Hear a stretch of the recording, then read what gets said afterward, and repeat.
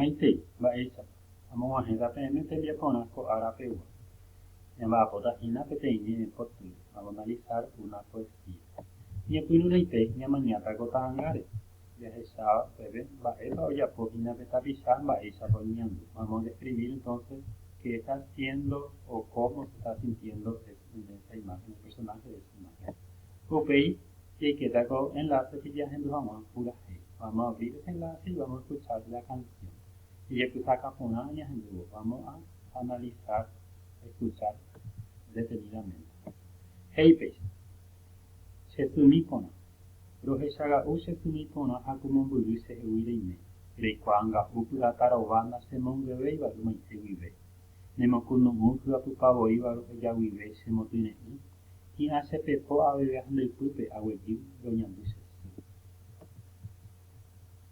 Arecoño gato jape, amose angaruape se sune por el junio.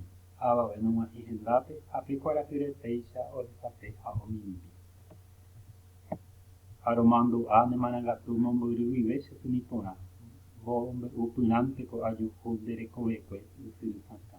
Cuña Paraguay dereco tete, dereco ay, ujicaneo, de tuireru residenta que hacenemendu peina mono.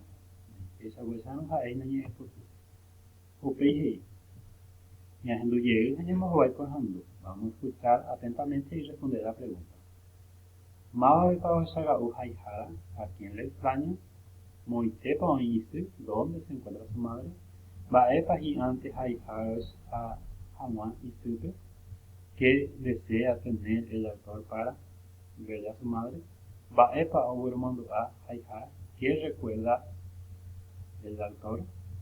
Moitepa, coño gato y decir Moralju, ¿dónde guarda el amor de su madre?